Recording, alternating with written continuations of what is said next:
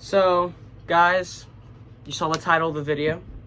I will be listing 25 characters that I personally enjoy and I have treasured throughout my viewing experience of consuming media, from anime to movies to fiction alike. I will be listing 6 honorable mentions, 3 for one reason, 3 for another. Lelouch v. Britannia from Code Geass, Michael Scofield from Prison Break, and Flash from specifically CW Flash.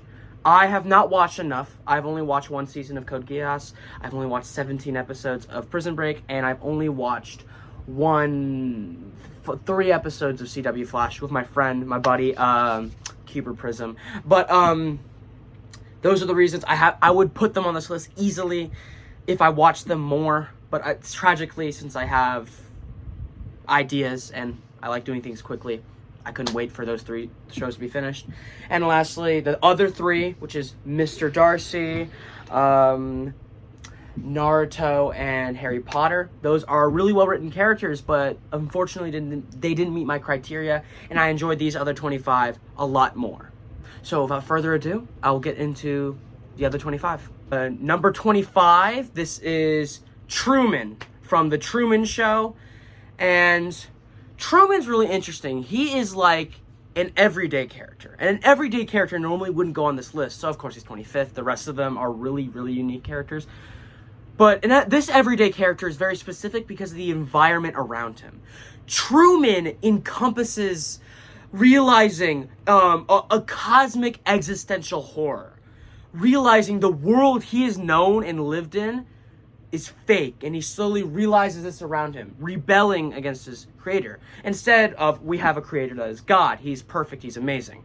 But for Truman, this is an imperfect creator, a person who put him live to the whole world, a world he's never known, without his own consent when he was born. A sci-fi terrible idea, and he slowly finds out this existential problem around him, and trying to find that love that he truly felt towards this person that got taken away. Eventually finding and cornering the system in order for him to get out. And then finally saying his adieu to the whole world. We have no idea what happens because we ourselves were the audience, and we are left to speculate what happens afterwards. Truman's a very interesting character, as he is, as one of Jim Carrey's roles, very quirky, until he gets more serious, because imagine finding out your world is fake. The existential realisticness that Truman encompasses, the psychological reality. Truly, I really like that character. All right, number 24, Forrest Gump from Forrest Gump. Forrest Gump is a really interesting character to me because I'm more into intellectual characters, smart characters, characters that are strategists, manipulators. But Forrest Gump is very simple. He is an extremely low IQ person who has something that makes him, yet he feels so behind the world, yet he's so far ahead. And I think one of his core traits that he shows how far ahead of the world he is. His kindness that he shows throughout the show is something that's highlighted again and again, that makes him, even though he's really stupid and it's really comedic the way it's done, it actually puts him so far ahead because this one simple trait the world fails to recognize, that we actually need kindness in our world. And he's able to do this and actually help the people around him. Bubba, his elementary crush, his mother, and so many other characters, that because he is just a altruistic person, very simple but altruistic, he actually just genuinely ends up just being heartwarming and a reflection of, like, I want to be as kind as Forrest Gump. So that's why Forrest Gump is 24 to me. He's a really strong, in a sense of writing, hammer. A hammer is really good at hammering down a nail. So he's very simple, but the simple thing he does is very effective. So Forrest Gump is number 24 for that reason. Number 23, Moses from specifically Prince of Egypt. I'm not using any Bible characters because that's a little too unfair. Paul, Jesus, Jeremiah, all going up on like the top. That doesn't count. So specifically Moses from Prince of Egypt, the movie. Moses is really well written. As Moses, very accurate portrayal from the Bible. It shows the story of Moses as he goes through, is brought up, and he actually grows up with his brother Ramesses. Now, after the incident of him actually having justice in his heart and feeling this justice towards a slave and a slave master, and he wants the slave master gone because the slave master is acting cruel, and naturally humans hate cruelty, or kind ones. Ramesses not understanding that because he's lived like that his whole life. Moses too, but Moses decided to go against it. He runs away from Egypt.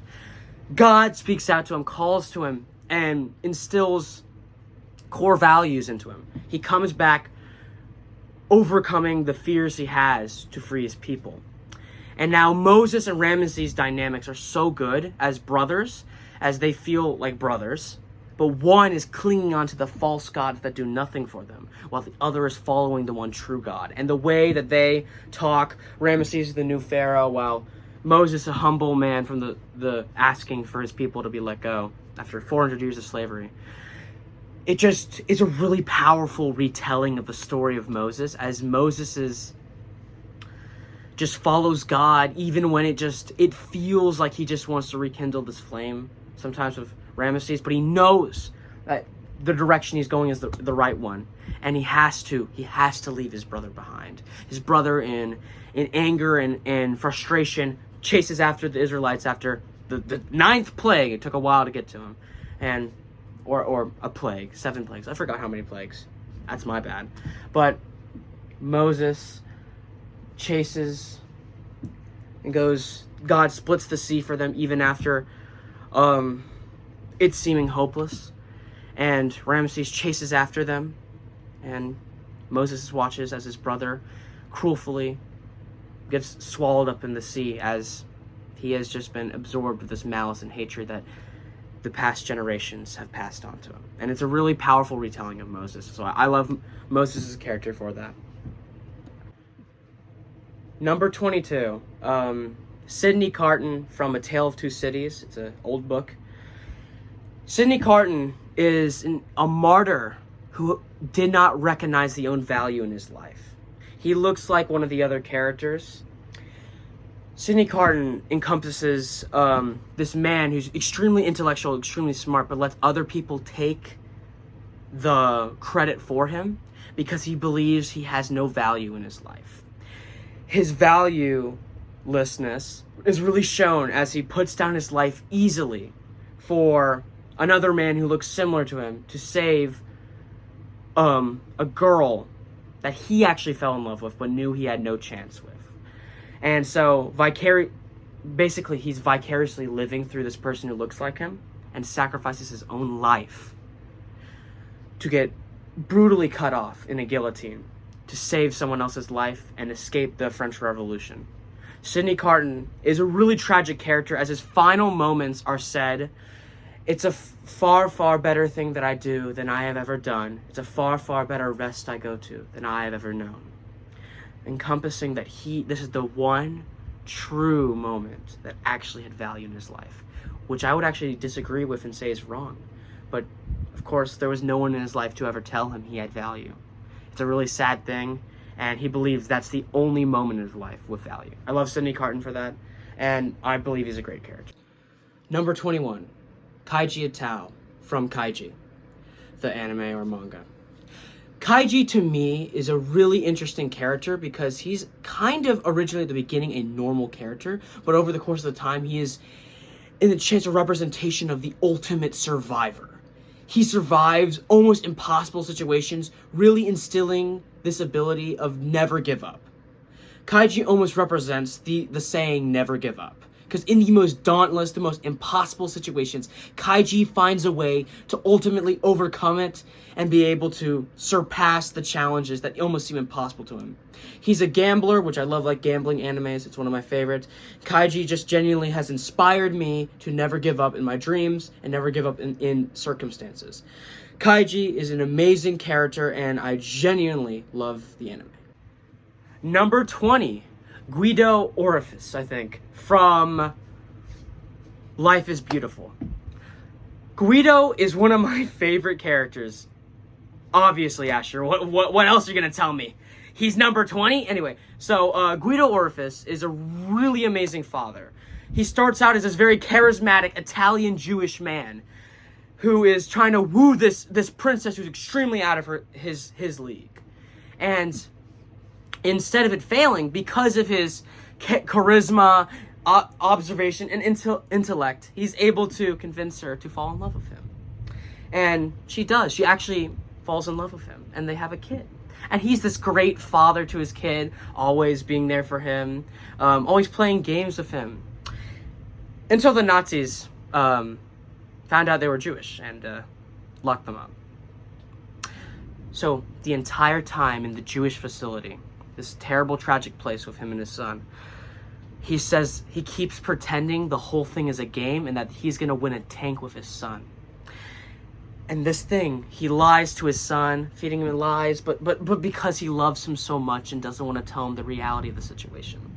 And throughout the whole thing, he convinces him, he goes through these things, these motions, oh, just play hide and seek. And finally, when all of them were set to be executed, he tells him it puts him in this like little box thing that no one was going to check, and he goes, son, I need you to hide here and be very quiet, and we'll be the ones to win the tank.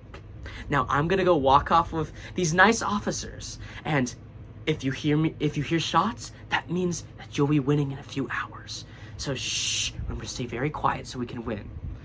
Now, as funny and as cool as that sounds, that is the last thing we see of Guido, and Guido walks off behind with these officers and gets shot to death.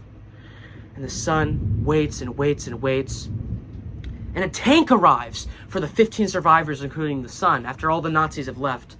And the son tells his mom, after seeing his mom, going, we won a tank! I am so excited! Because an American soldier pulls up in a tank. And she goes something like, maybe we'll see your father again soon. So to the end, his father truly loved his son. Guido is such an amazing father that he'd do anything for his son and survive and risk his own life, dying, but keeping his son happy the whole time. It's a really beautiful story. And there's 19 other characters. Guido's amazing. Number 19, Hotaro Oriki from Hoyoka, an anime or manga. Hotaro Oriki originally starts out with his specific one-liner motto. He says, anything, I don't want to do anything if I don't have to. And if I have to do it, I'll do it as quickly as possible. So Hotaro goes through the beginning like, I don't want to do any of this. But he's secretly, actually slightly, pretty high intelligence. He's good at reasoning and problem solving. That is, sorry, there's thunder outside. Not stopping me from making a video though. Hotaro Oriki goes through a journey with his friends. It's basically a slice of life anime. Shh, I'm making a video. Hotaro Oriki basically goes through a journey with his friends, doing all this odd jobs, falling in love with Chitanda, one of his friends, and he actually starts getting motivated because of his friends, because of his love interest, to start slowly opening a shell and actually start doing things for his once, because he's a lazy genius, and starts accomplishing things, doing things. And as he slowly unravels, he finds out that he truly loves Chitanda instead of thinking her as an annoyance. Because Chitanda always asked him, oh, Oreki, can you tell me what the answer to this is? And Oreki would use his deductive reasoning to find out the answer. Oreki's a really, really simple story. It's just a slice of life anime. There's not really much in it. But the moments, the nice moments, sometimes the small moments are really important, and I really like that. Oreki just symbolizes that don't be lazy. accomplish the things you can do, and the people around you will like you for it. Shh. Number 18, George Bailey from It's a Wonderful Life. George Bailey encompasses the feeling, I wish I was never born. Some of us have always said that saying, like, I wish I wasn't born. I wish that all this happens. And one day, a man actually gets his question answered. George Bailey. And he walks around town looking at everything he was never born. And slowly, this realization as he goes through his town, realizes it got worse. And that his own existence that mattered and was treasured. And that when he left, it would make, if he was never born, his brother would have died. His wife would have never gotten an amazing man. Potter would have corrupted the whole town. It's amazing. It's amazing to see how one man's impact had so much on it. So he truly treasures his life, even if he's going to be sent to debtor's jail. And George Bailey really encompasses the feeling that no matter how useless you seem, you matter. Your life matters. And for that reason alone, you can't just wish your life away, because the world would be worse without you. I love George Bailey. I love watching It's a Wonderful Life with my family every Christmas. It's just genuinely, he's an amazing character. Very well characterized, very unique. Love it. Number 17, Alexander Hamilton from Hamilton. Alexander Hamilton is this immigrant who wants coming to a new created America, or basically the colonies, the 13 colonies. He comes in and he is very ambitious, this ambitious person. And his ambitiousness actually drives him to get greater and greater. And it's like this intellect, this war intellect, this very, very strategic intellect, this high intellect, going closer and closer. But like Icarus, he reaches a certain point after doing this grand journey of creating and amassing himself a wealth and becoming a founding father. Hamilton does all of this, and his reputation slowly dies and dies and dies and dies. And because of his own passion and his own drive and his own ego, it ends up being his fatal flaw. His, what's the word? His tragic flaw. The flaw that strangles him like a noose, and that he comes to his own death in a duel where he puts down his gun, symbolizing him putting down his ego, but it's the person shot because they thought it was a duel. And Alexander really encompasses this passion for building oneself up. One must not fly too close to the sun. One must not get blinded by their passion, for they will block out everything else. He blocked out his family. He blocked out his friends. Everything. His reputation died because he couldn't control his passion. Really, really nice warning story. And it is actually really historically accurate. Number 16, Inspector Lunge from Monster. Inspector Lunge is this man obsessed with his work, has basically made it an idol in his life. He's autistic, so he has a lot of quirks, tendencies, and less emotions. But in a sense, he's so obsessed with his work that his own intuition blinded him to the fact that Tenma was not actually the murderer of couples. And he actually acts as this foil, chasing down Tenma the whole time. When in actuality, it was Johann Liebert. Oh, we'll get to Johann Liebert. Don't worry. But Inspector Lunge. Oh, and we'll get to Tenma too. Don't worry. But Inspector Lunge encompasses this logic that even when a man really, really logical, like for my D&D fans, lawful neutral, textbook lawful neutral, like purely logic, he was still blinded by the fact that his logic could be wrong. Granted, the situation he was in, it was 175,000 to 1 odds that he'd be wrong. There's no way he'd be wrong. But the fact he didn't question it for a second, and that evidence popped up, that own instinct blinded him. And he encompasses this logical, calculated demeanor where he actually isolates his own self because he's so obsessed with his own work. He's unlike others who hate their work or loathe their work. He genuinely loves his work and endears it. He enjoys it, sorry. But almost like a drug, he keeps using his work. And even when he says, "Oh, I'm on vacation," he does more and more work.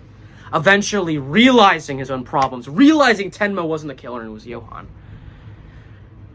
He says, "I'm sorry," walks away, and tracks down a killer, kills them. It wasn't Johan, because Johan had other plans. And eventually stops working and retires as that detective and becomes a better man, stopping his obsession with his work. And I love Inspector Lunge so much because as some of y'all are lazy bones that need to get to work, but some of us can get really obsessed with our work. I know I do. I mean, I would pan over to the camera, but my desk is just an absolute mess with multiple notebooks corresponding to different things. I can sometimes get wrapped up in my work so much that I miss the own connections and friends. And his own wife left him because he was so obsessed with his work. It was really tragic. His own wife and daughter left him. So yeah, Inspector Lunge is a really well done character. Well done logical character. Number 15, Lieutenant Columbo from Columbo. Columbo is I just like the character. Columbo is this detective, a jackal. The definition of jackal, or like what a jackal is someone or the actual jackal who appears friendly or appears like, "Oh, I'm not any threat," but in actuality is a threat, because the jackal normally would sweep up and take the lion's food or takes the predator's food when they're not looking. Columbo is this to a T. Columbo basically pretends to be a bumbling policeman detective. Oh, I'm not a threat. He pretends to be stupid, but in actuality, he's a cunning, observant, and intelligent detective.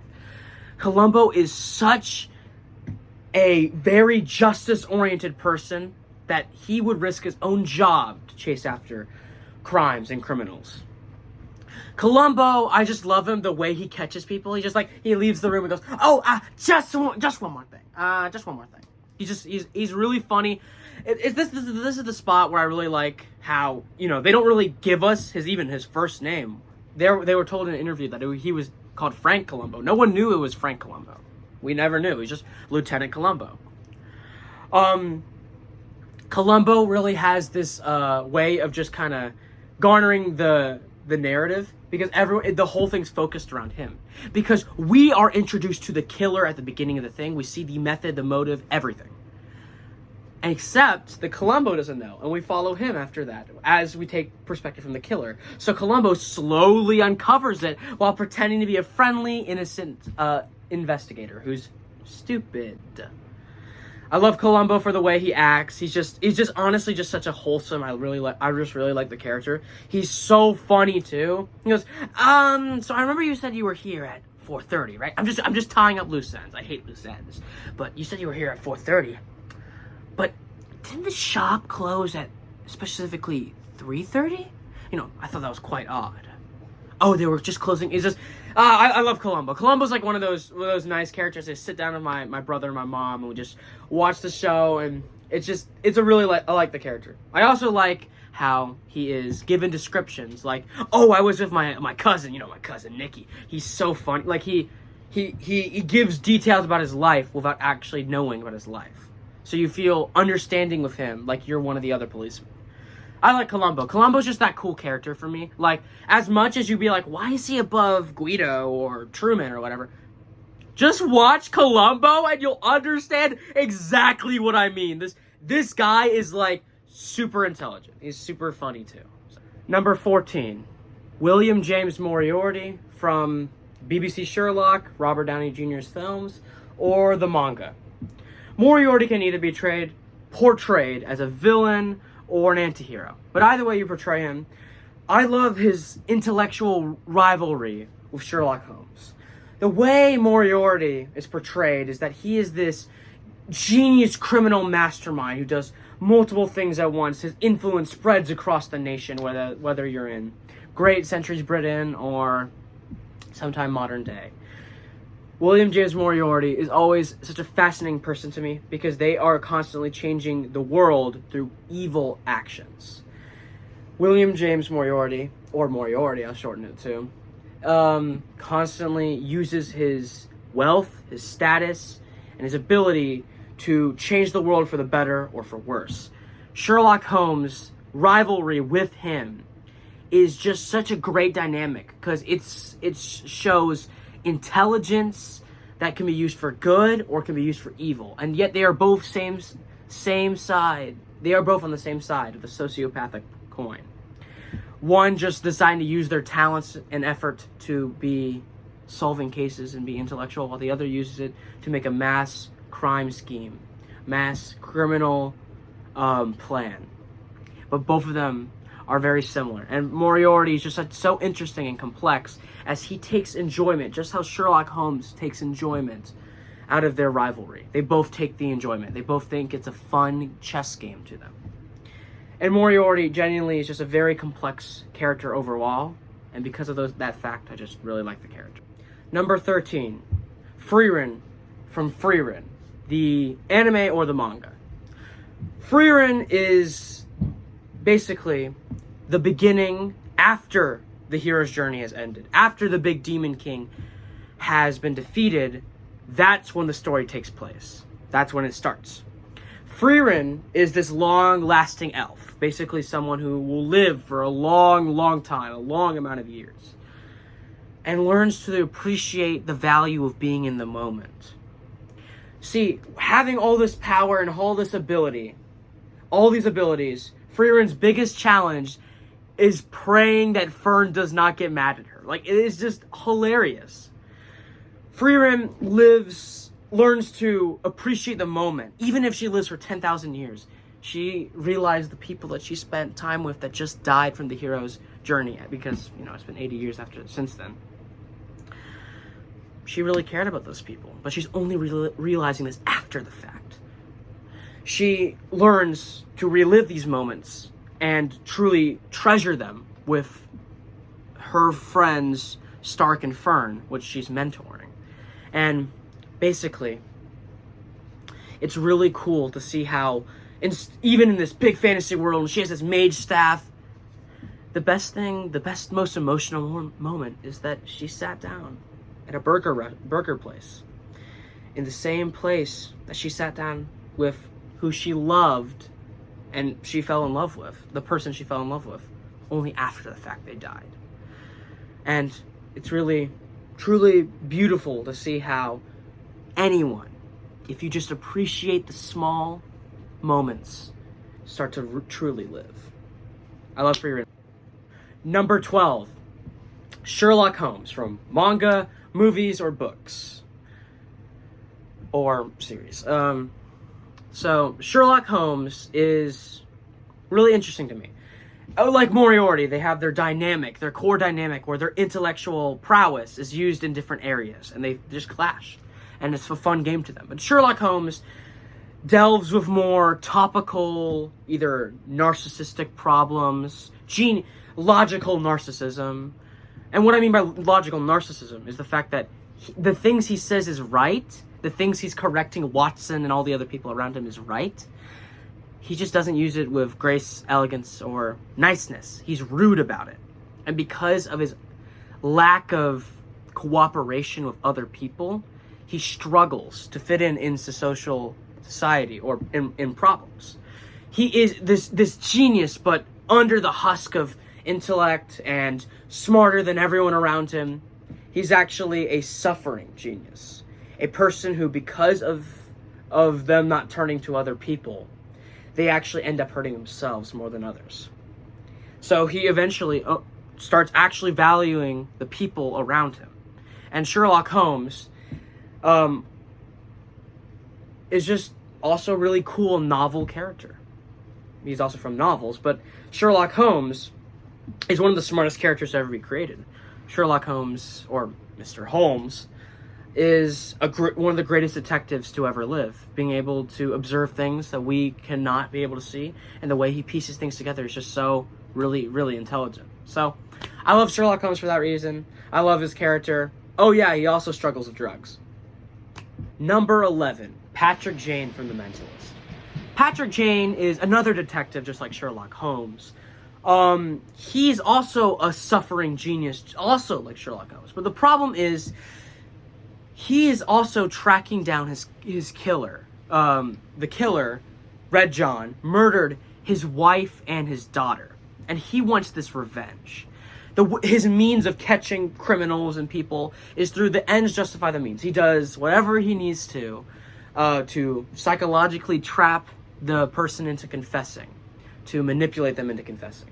Almost like his own killers of his daughter and wife.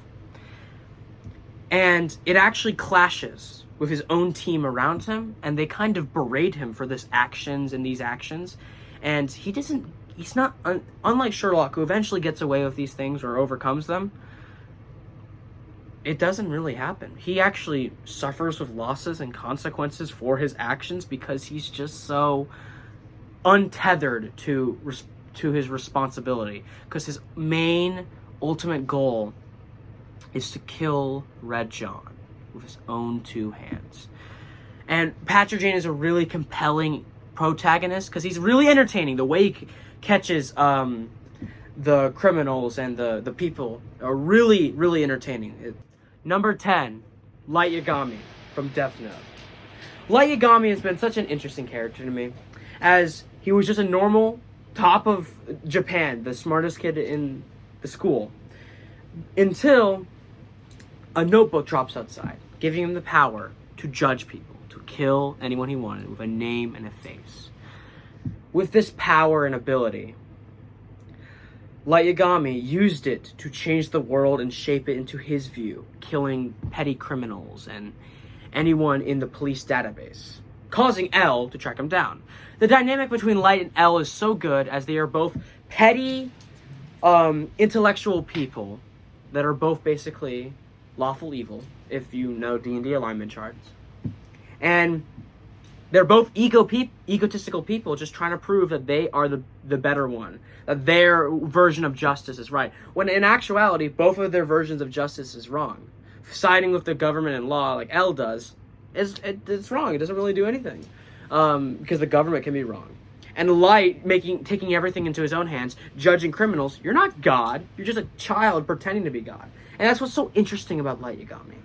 Light has this God complex, that he believes that he's the God of the new world, that he will be the God that rules over the next generation after he kills all of the criminals.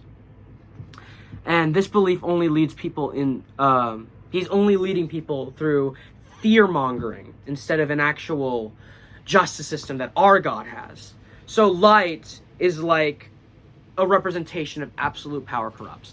A once innocent Light Yagami, who the author even stated that he would have been teamed up with L and they would have solved crimes together as friends if he never found the Death Note. But because of the fact that Light found this power, it corrupted him, corrupted his very being. And because of that, he believed that he was a god, only to fall to someone else. 9th place, we have a familiar figure I've already talked about on the channel. Tokichi Toa from One Outs. Go watch it, but Tokichi Toa specifically is a character who is extremely intellectual, smart, and extremely strategically capable. Because of his capabilities, he outsmarts everyone on the baseball field, his medium, and uses extremely very complex tactics and strategies in order to root out and defeat his opponents with sheer crushing force. But the thing is, what makes him really interesting is he's an amazing leader. As arrogant and prideful as he is, he's a great leader and wants the best for his team, as it benefits him, but it also benefits his team. So because of these two things, Tokichi actually learns to be a leader. He learns all these things while working with them and works with their personality in order to destroy and crush the opposing team. He loves to win. He loves for his talents to be recognized. But goals and motivations line up with his team's goals and motivations. And when you see that complexity and dynamic is really interesting. And Tokichi is this very charismatic and aura, as people say, character. His presence is always known, and he always has something he's thinking of in the back of his head, another strategy, another plan coming to fruition. Tokichi Choa is just genuinely a really interesting and cool protagonist. Number 8, Meruem from Hunter x Hunter. Meruem is a really interesting character because he was only alive for around 21 days, technically. But he's a bug creature from Hunter x Hunter. So yeah, as you can see the clips on screen.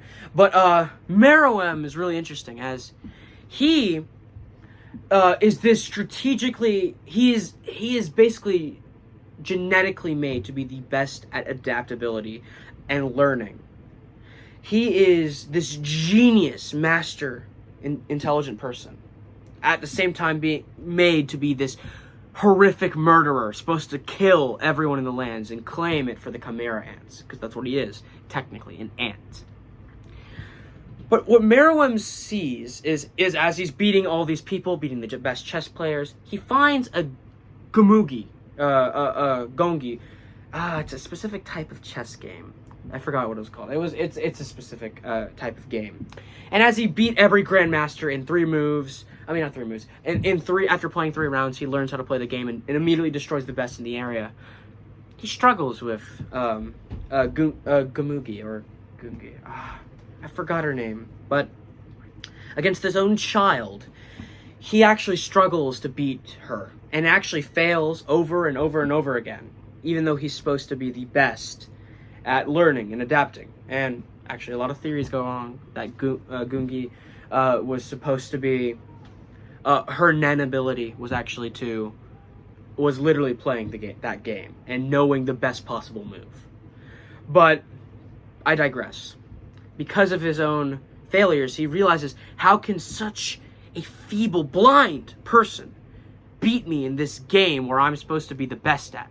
And he realizes deep in his heart that even though he was made to be a murdering person, even though he was made to be someone who was supposed to rule over all, in actuality, he wanted to be a kind, loving person, and truly did not find any fruit in conquering, and instead enjoyed playing a game with a blind child. And in his end, his own death, he sits next to Gungi and just says, "Hey, can we play one last game?" as they're both about to die. It's a beautiful stroke of writing, and Meruem is one of my favorite characters for that fact. Meruem is a very, very well-written character. Number 7, Wolfgang Grimmer from Monster. Wolfgang Grimmer was raised just like Johann Liebert, in a torturous orphanage where he had no one to comfort, no one to love, and a TV show to comfort him. He developed an alternate personality is an extremely violent person called the Magnificent Steiner. And growing up in these terrible conditions, he lost his own empathy, his own humanness, his own ability to empathize. You would think he would turn out like all the other monsters from Kinderheim, 501 Kinderheim. Like Johann, like any of those people. But instead of becoming a monster, he became one of the kindest people I've ever watched. Wolfgang, not even knowing what empathy is, decides to be a human, even when other humans would treat him terribly. Not even having the ability to empathize or understand people, he was kind to children, monsters, and other people alike. Wolfgang truly represents one of the second best representations of kindness, as he truly decides to go against his own nature, his own destiny, and decides, I'm going to be kind, even if it doesn't benefit me. Wolfgang goes against his own traumatic past, resolving his own problems, and even though he destroyed some hitmen, he sits on his own deathbed. And he claims, and he looks, and he goes to a show that he watched, which was called The Magnificent Steiner, his alternate personality. He looks at Tenma, one of the characters I'm actually about to say after this. He looks at them and goes, I think I know how the show must have ended. I think the magnificent Steiner must have become human again. And with that, his hand drops and he dies. But not without leaving, as his empathy comes back to him. He cries for his son that died long ago. And truly becomes a beautiful and kind human. Wolfgang is one of my favorite characters, and that is the reason for it. Number 6, Kenzo Tenma, from Monster as well. Kenzo Tenma is one of my favorite representations of kindness, as his own job to save lives, as he finally decides to go against another doctor's orders and saves the patient that came in instead of the one that would give the hospital the most political advantageousness. He saves the child. And the child, in return, kills the 3 people that he wanted. That child is Johann. I'll get into him. But he is actually punished for doing the right thing. He loses his job, his reputation, and then it comes back after 3 people mysteriously murdered. And then it's revealed that Johann was the one behind it all. 9 years later, as Johann shoots Tenma's patient. Tenma now wants to hunt down Johann and stop him. And every single time, Tenma has every right to quit. Tenma has every right to stop on this terrible journey that only treats him with disgust, anger. Everyone around him slanders him. But from his own actions, but because of his own decisions, he chooses to be kind. He chooses to save people. And everyone around him is so suspected because he is a wanted criminal, a suspect for murder that Johann framed him as. And yet he is one of the kindest people they've ever met. And they say every single time someone has met him and then he leaves, they go, I'm so confused. Is that the person that was supposed to be wanted for murder? Would a person like that ever be wanted for murder? No, that doesn't make sense, because it doesn't. Kenzo is so kind. His actions reflect. And at the end of the story, he decides, as Johann points a gun at a child and says, Tenma, I need you to shoot me, or I shoot this person. Tenma just can't. Throughout the story, Tenma doesn't kill a single person. And at the end, someone else shoots Johann. And Johann doesn't die, not from terrible writing, because Kenzo Tenma himself saved Johann. And because of this, Johann, I will get into at the near the end, or one of the spots, but Kenzo showed that even with Johann trying to corrupt him and trying to manipulate him and to break his morals, Kenzo, not a single moment, Tenma never broke his code. And in fact, it shows that when you put good and evil against each other, the one thing that prevails is goodness and kindness. And Kenzo is a great representation of kindness. In fact, I would go so far to say that, Tenma is a great representation of what Jesus is to us. He's kind and gives grace and mercy to people who don't deserve it. I could go 15 minutes talking about this character. Tenma is an amazing character, just like Wolfgang Grimmer. Amazing characters. Monsters are truly, really great at writing characters. Number 5, Akagi Shigeru from Akagi. Akagi is a mahjong genius, learning mahjong and immediately beating great people, amazing mahjong players, after just learning the game. Akagi is an amazing representation of a destructive genius. This character, out of everything that he does, out of everything he accomplishes, he finds money, everything that he can earn from this type of success, meaningless. To him, he just likes the thrill of the game, the thrill of overcoming and destroying his opponents, and finds that opponents that are boring or too easy to beat or repetitive, and he'd rather not do that. He almost dies. He almost dies in a weak gamble that didn't even matter when they meet him. Well, not when they first meet him, but when they meet him for when he turns 18. And they find him almost about to die from a petty gamble, from a petty squander, because even the smartest people have the hardest and most stubborn heads. And when Akagi almost died, it almost reminded me that, in fact, the reason there aren't so many geniuses out there it's because most of them don't actually care. They don't have any self-regard for their lives or any problems with just dying. And Akagi was no different. The only thing that he enjoyed was the thrill of the game and the way he manipulates his opponents and beats them in Mahjong. Yes, this is a Mahjong type game. He loves playing Mahjong. And the way he beats his opponents, he's often referenced as a representation of the devil, as he's so good and he so understands people to this point where it is so easy for him to take advantage and manipulate. He once sat across from someone with 14 different tiles, and he had one tile. And in Mahjong, he needed that person to put down a tile that was the exact same tile as him. So it's a 1 in 14 chance. Akagi laughs, gets up from the room and says, "No matter what, my opponent is going to play to my hand and make me win." So they all go, "He has 14 tiles. What are you talking about, Akagi?"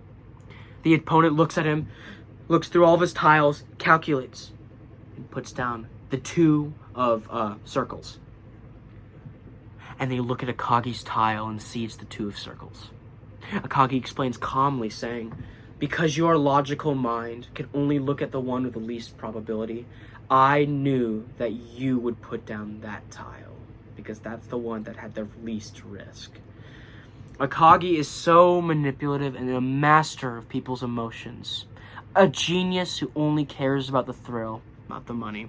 And truly, with this predisposition, he's a very entertaining and a very well-written character. He's one of my favorite characters. Number 4, El Laliat from the Change the World novels, the light novel specifically, the manga, or the anime. El Laliat is just like Light Yagami, egotistical and has a different view of justice. Actually, he doesn't even care for justice. He just likes anything that stimulates his intellectual brain. But the thing is, he eventually puts down his ego in the quest of searching for light, realizing that Light's ego is far higher than his.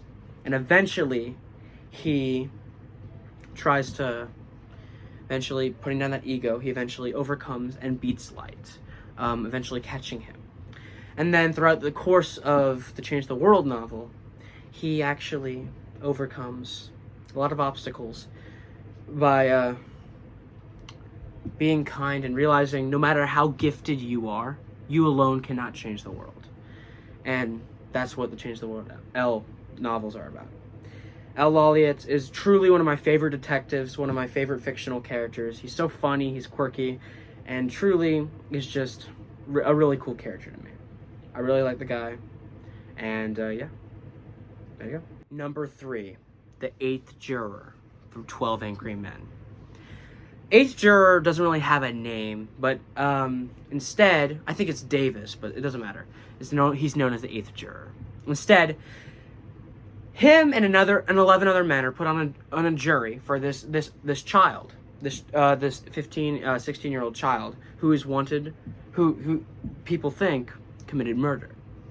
Now everyone immediately starts voting for not guilty in the jurors' room, but everyone in the jurors' room votes for guilty, and he votes not guilty.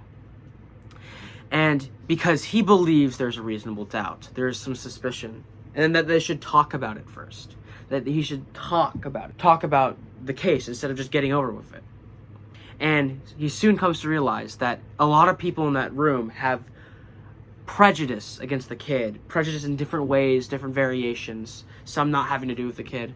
But overall, he is a man who wants justice.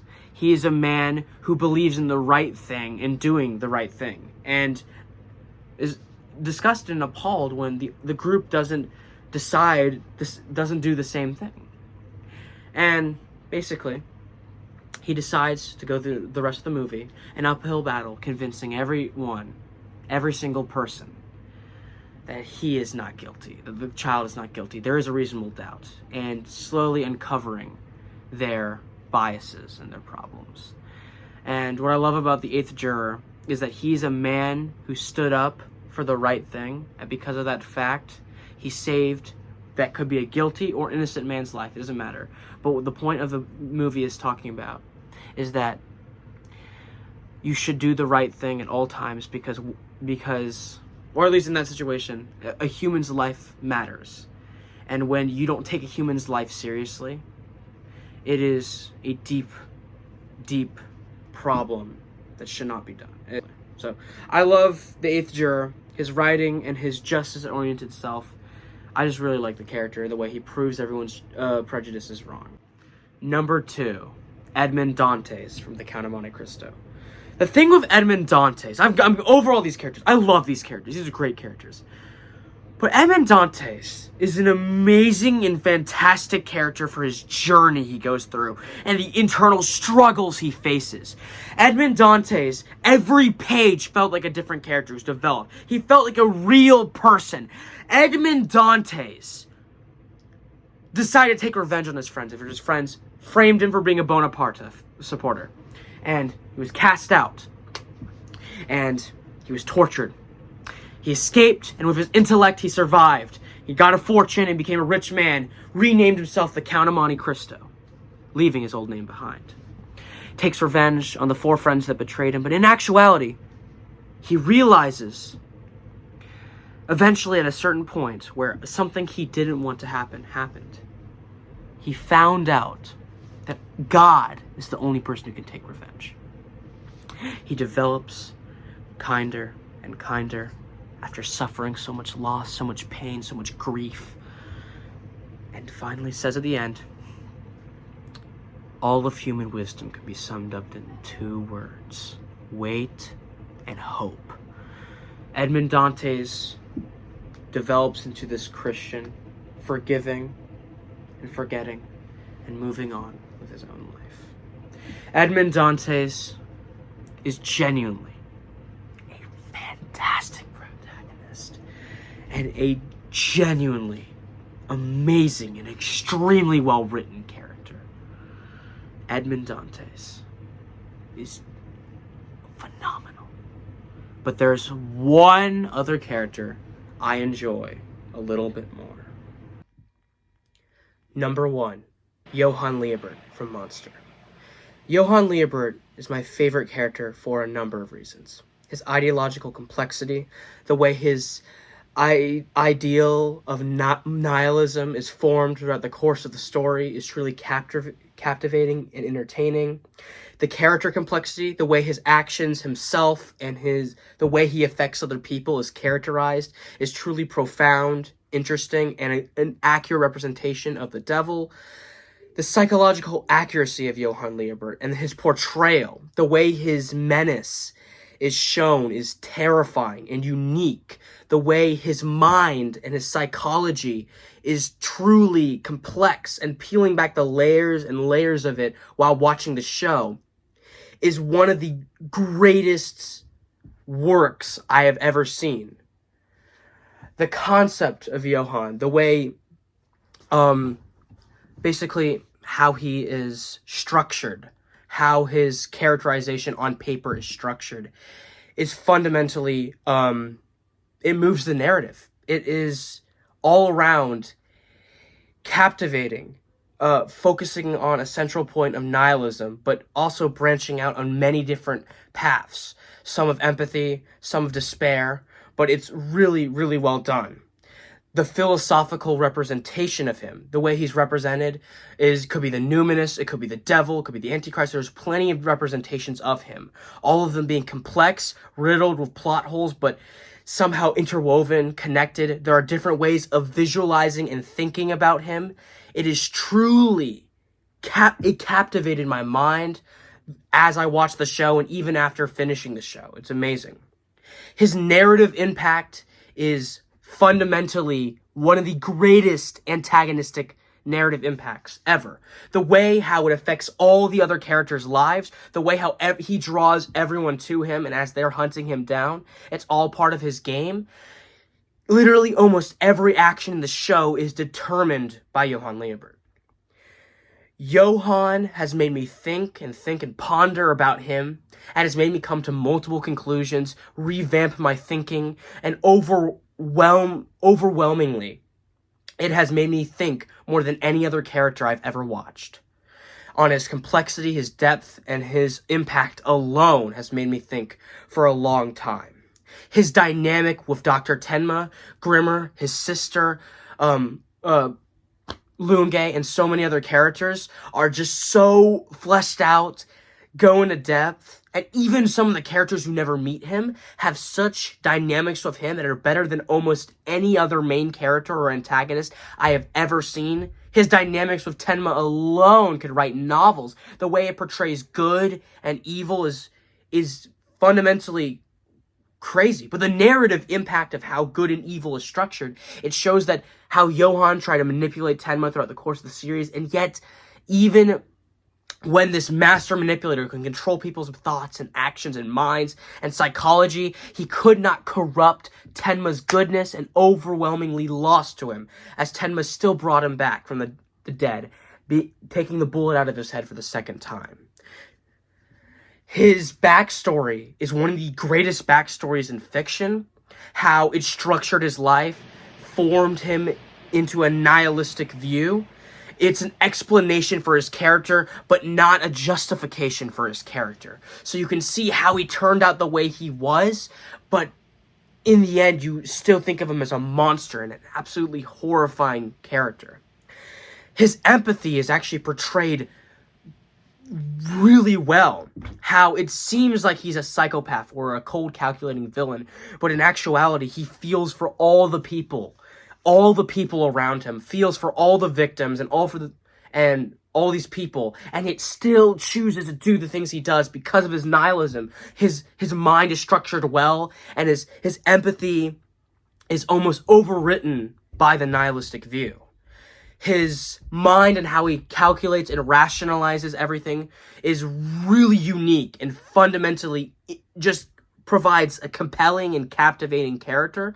His manipulation is another thing you can just talk about for hours on end. The way he's able to control other people with their thoughts, their minds, their sets, their actions. It's almost too realistic. His character is almost too realistic, but unrealistic at the same time. His manipulative tendencies, and finally his conclusion, being shot by a random drunk guy and Tenma saving his life. He was given a name and it then disappeared on his deathbed. And because of that, it shows how plenty of characters, plenty of descriptions and definitions for him, and that conclusion ties almost all of them together, how the numinous and unnamed fear, once named, goes away. Johann Liebert is one of my favorite characters for his complexity, his intelligence, his manipulative ability, but for his psychological accuracy, his ideology, and almost everything about him is truly interesting and my favorite character of all time. There you go. Thank you for watching this video. That is my top 25. You can obviously disagree or agree. And those are my reasonings for all the characters that I like. See you later. Bye!